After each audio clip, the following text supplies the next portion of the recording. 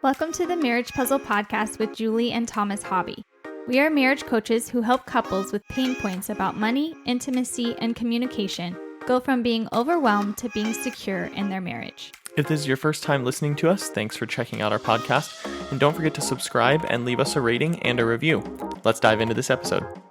Hey everyone, we are currently going through the book, The 7 Principles for Making Marriage Work by Dr. John Gottman. You can pick up a copy of the book from our website at marriagepuzzle.com/books. In this episode, we are talking about how to overcome gridlock. This is going to be principle number 6 of 7, and we've already gone through principles 1 through 5 on episodes prior to this one on the podcast, so make sure you go check those out. Yeah, so those previous ones, the first principle was enhance your love map. 2 is nurture your fondness and admiration. 3, turn toward your spouse instead of away from them. 4 was let your spouse influence you. And 5, solve your solvable problems, or we titled the episode Problem Solving. And then this is 6, overcoming gridlock. And so the best approach to overcoming gridlock is to avoid it completely. That sounds easier said than done. Yes, but you can do it by following all the principles leading up to this one. So if you haven't been following along with us, go check out the previous 5 episodes on those principles, and make sure you're subscribed to the Marriage Puzzle Podcast so you know when we come out with the 7th principle next week. Yeah. Dr. John Gottman's already come out with the 7th principle, Yeah. So you can go check that out ahead of time if you'd like to, but if you want us to dissect it for you and you don't want to, fully dive in, or you don't think you can get caught up by reading the whole book before next week, then make sure you tune in so you can get our take on that episode next week. So of course we go more in depth on those principles, so you'll have some more information about those and our kind of points of view from what we gathered from the book. So you'll kind of get, if you read the book, you'll get his thoughts on all of that, but then when you listen to our podcast along with that, you'll get our thoughts on what he wrote in the book too. So you kind of get 2 points of view there. What we've learned from it and put into practice in our marriage since reading it. So let's say you're already, at the gridlock point in your relationship. We want to help you overcome it with this episode. Mm-hmm. And let's just kind of get right into how to overcome gridlock, because the fact is that all spouses have some type of irreconcilable differences in their marriage, but we get stuck in gridlock when we don't allow room to accommodate those differences with our spouse. And the book describes how to know you're in gridlock by 4 different ways. Yeah, it was helpful to know, like the first one, you might have the same argument again and again without resolution. That would be gridlock. Another reason would maybe neither spouse can address the issue with humor, empathy, or affection. That's gridlock. 3 is the issue is becoming increasingly polarizing as time goes on.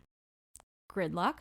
And the last one is where compromise seems impossible, because it means either selling out or giving up something important that is core to your beliefs, values, or sense of self. Yeah, and keep in mind that those 4 things that we just listed are not steps towards getting to gridlock. Those are just all 4 signs that you might be in gridlock around a certain conflict in your marriage.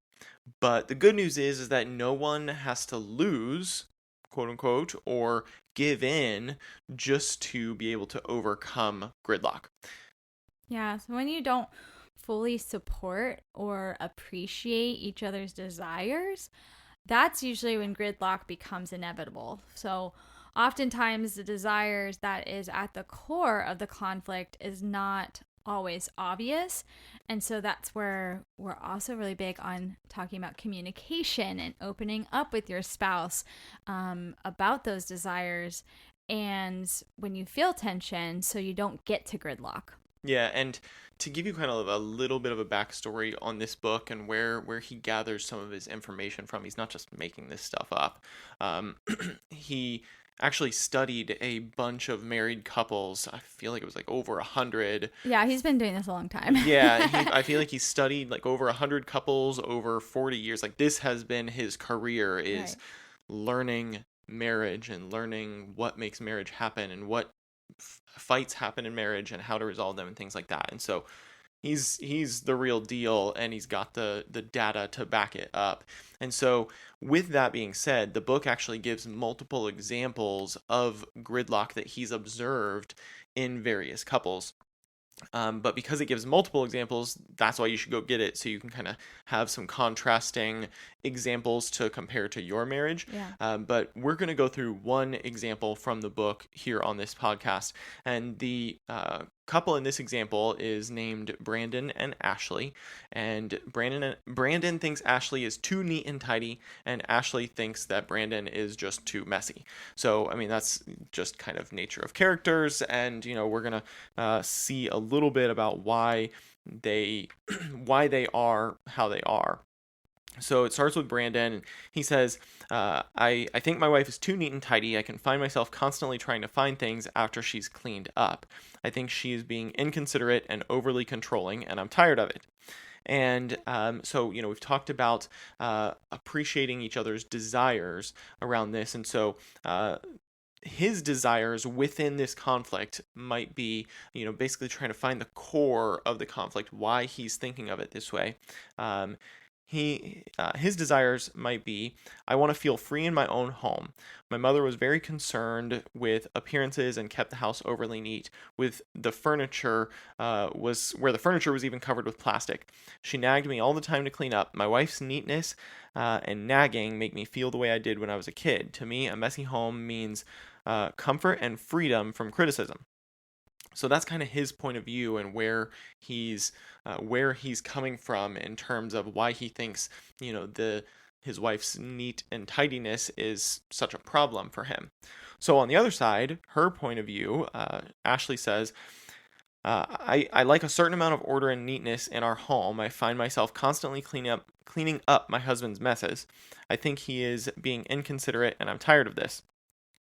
So when we look a little deeper at what her desires might be around this and why she thinks the way she thinks, she says, when the house is a mess, it takes me back to the chaos of my youth. As a child, there was nothing I could count on. For example, I never knew who, if anyone, would be making sure I got to school and back. My dad would forget to pick me up, and I hated him for that sometimes. Then I would get home, and there would often be no dinner and no clean clothes. It fell on my shoulders to create all the order and sense of responsibility for my younger siblings. I resented having to do that. My dream is to provide a much healthier family environment for my kids and my family. To me, order means predictability, security, and peacefulness. And I want that for my kids. Yes, so much in those examples with communication. And that's just one of the examples from the book in this chapter. I love how it goes back to even how they were, like their upbringing. As Right. We talk a lot about that with our coaching clients when we have couples, with conflict or even working on communication skills, like just knowing about your spouse's upbringing and the family they came from helps you understand so much more about them and their not just quirks but desires. That's what we're talking about here. So when you reach a gridlock problem, you need to make sure you set a time to come back and discuss it when you're both calm and relaxed, because then you can open up more like they got to it, and then you're like, oh, that makes more sense. So as you sit down to do this, you want to detect the desires within the conflict that you actually need to discuss. And then the goal is to reach a compromise. Yeah, exactly. And I mean, to summarize what you just said there, if you've listened to any of our podcasts before, you're probably going to hear a theme here.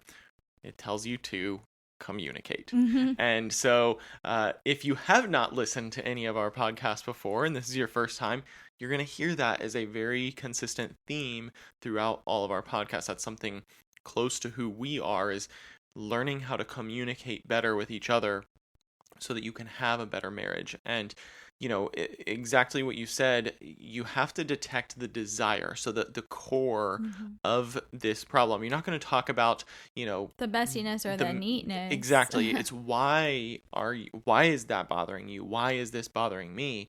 So that you can understand the background of each other. So, you're going to make sure you're relaxed first. So oftentimes we'll tell couples, when you're gonna talk about something like this, it's best to have it kind of pre-arranged. You're not gonna just spring it on someone. When conflict happens, you can't really just schedule a conflict. Unfortunately, that would be nice because they always come up at the most inconvenient times. Mm-hmm. But when a conflict has happened and it's settled down and you decide, hey, you know what? Let's get to the bottom of this. Let's get to the core of this. We tell couples, schedule a time and a place to sit down and talk about it so that you actually show up prepared and mentally ready for that conversation, and you're not going to just blindside your spouse with this. So make sure you keep that in mind. And then, we're going to go back to the book again and talk a little bit about how they resolved Mm-hmm. their conflict and got to a compromise. So when you're going to come back and discuss the desires within the conflict. So Ashley's desire would be a sense of order and security at home. And Brandon's desire would be a sense of freedom in his own home. So she wants the order and security, and he wants the freedom. And so, in order to reach the compromise, they have to identify their non negotiable areas and their areas of flexibility so that they can actually get to their compromise. So, in this example, their non negotiable areas for Ashley, she says, it says she can't abide dirty clothes left out, not in the hamper, or a dirty bathroom. And Brandon's non-negotiable areas, he can't abide having to clean up his papers right after he's finished with them. So that's their non-negotiable areas. Then it talks about their areas of flexibility. So Ashley says she can live with some clutter as long as there isn't any dirt. And Brandon says he can cope with cleaning up clothes, dishes, and bathrooms as long as he doesn't have to straighten up all the time. Mm-hmm. And so how they arrive at their compromise, and this compromise may evolve over time, but this is the compromise they're going to start with out of this discussion that they're having. They will both take responsibility for keeping bathrooms and kitchens clean. So that's going to be satisfying some of her non-negotiables, cleaning up the dirt. She will not bug him about his clutter more than once a week. But if he doesn't deal with it by then, she will pile it all up and put it all on the floor of his home office. I'm kind of smirking a little bit because I work from home most days, what we and do. I come home and just find stuff, all over that, I've probably left out in other places, and it makes its way to my office, and I have to take care of it from there. So I can understand this This is a good point of view. compromise. And so, but the compromise is that she wouldn't bug him about it, but if it's left in the same place for more than a week, and she tells him, that's where it's going to end up, and then he knows, like, okay, it ended up here. I left it out for a week, and so on. But their ongoing conflict, like we said at the beginning, some couples are just going to have irreconcilable differences. Mm-hmm.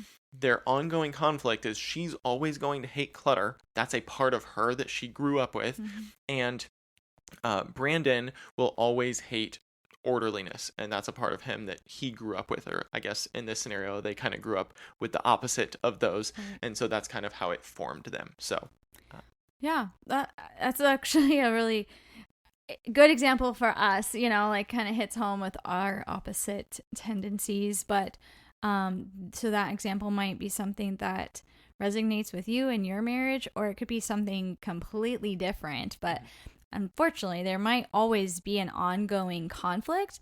But if you follow the compromise that you've communicated about, you discuss calmly, and you come up with, then it might help alleviate it.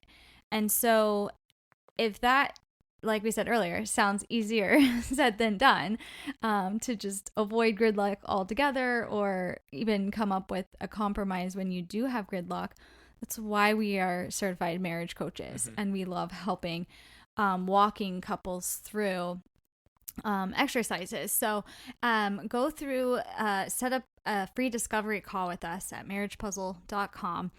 on that discovery call, we'll do an exercise where we can help identify your strength areas, because you do have them in your marriage, whether you think so or not, but we also identify growth opportunities. And this might be one of those areas. Or if you do coaching with us, we might uncover that and have lots of exercises to help you through conflict and gridlock and better communication. Yeah, and we talked about the tip that we give is a tip that we often give about communication is to schedule a time for things.